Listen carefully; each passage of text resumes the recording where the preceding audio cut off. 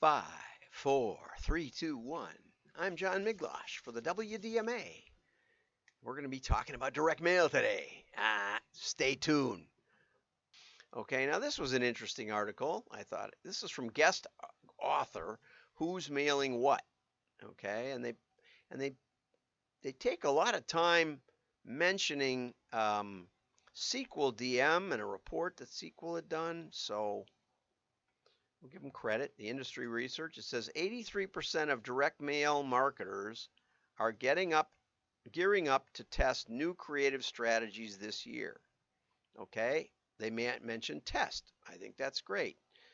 A successful test strategy requires an accurate pulse on the current design trends and consumer expectations.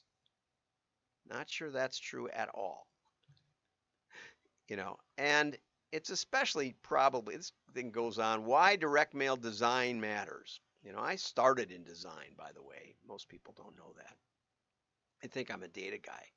The creative needs to be engaging enough to encourage them to take the next step of opening and reading your message. Oh, I'm going to not take that. Your mailing list will help you reach the right audience, but your direct mail design will drive the response. Well, when expert testers rank the things that matter, the list is the most important. Are you mailing to people that might want your product or might be close to your store? And then, is there an offer, something to get their attention, something to make them act now? And lastly, the font and the colors and the images and all that sort of thing. And that's just the way it works. Okay. But I'm not saying it's not important. I've made a slight creative change on 500,000 catalogs, 600,000 catalogs, and seen a 40% increase because it really wasn't, we weren't communicating what the audience didn't understand what we were communicating. So I've seen creative be 40% improvement just in an illustration. I've seen easily 20% just by putting in some different words and making the 800 number bigger or whatever. So I'm not opposed to creative. It's just that in all of the three things, that's probably the least of it. And what do they say matters most? Well, coupons, special offer. See, I put this in a different category. It's not really the creative per se, it's the offer. Okay? And the relevant product, also offer. Clear and concise message, I don't know. Yeah, you want to make things clear. You want to be able to get the idea, right? So I got this today from Print Impressions and or Printing United. Save the date. It's in Vegas. I don't like going to Vegas, so I'm probably not that interested in it. But at least it's clear and concise, right? Is there a call to action? Well, you've got a QR code right there, so you can scan it to get more information. It's pretty good. These always get folded in half by my postal person. It goes folded like this, so they could still see the address, which is why, I'm going to be testing smaller versus larger postcard formats. We'll see. Anyway, so 56% of consumers expressed the likelihood to use promo codes during checkout, especially if they actually save money. And I talked about that last week with Bob Bly.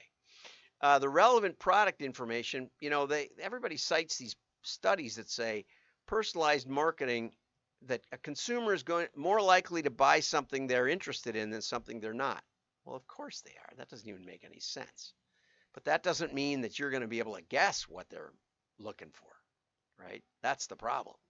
And so, I've done thousands of models for catalog mailers and beyond the biggest categories. The hunters aren't the fishermen.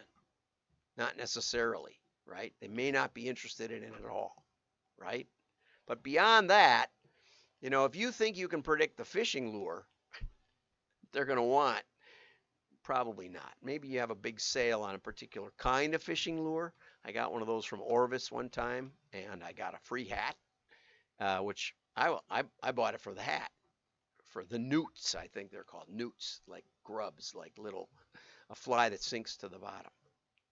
Okay, so personalized beyond the recipient's name, it's really hard and it's dangerous. Um, and it's not creative again per se. Okay, the average word count is up 26%, which I think is funny, considering they're saying concise. Um, so anyway, here's the negative ones. This was even funnier. Low quality paper. Okay, on that same 600,000 piece test, I tested low quality paper because the postal rates had gone up and we wanted to save some money. And it turned out that that raised the response rate 20%, the lower quality paper. So you can have too good a quality paper. Even though 66% said they don't like low quality paper, sometimes it drives more sales. Frequent or infrequent timing, and that just gets you some of the problems. Monetary RFM can help you optimize your mail frequency. Not really, not unless you keep track of mail frequency, and that's a different variable entirely. And I've run big companies on just recency. I think you should mail deeper into your file by recency once or twice a year. I think that makes sense. Put a good offer on it, make it a sale catalog or something like that, or a best of. But RFM per se won't help you that much. Most of the catalog owners I talk to say I mail as often as it's still profitable to mail. And there you go. Have a great day. That's all you're going to get from me today. We got some successful. Well, here's an offer. Save 25%. This is from years ago. Here's one where you can check the value of your home with a free evaluation of your property value. I think that's, that makes me think about it. Like free is always a great word to put in there somehow. Think of it, even if it's not that valuable. I wish I knew who that was because I'd like one of those free evaluations. Okay. And finally, this is one that looks like a check.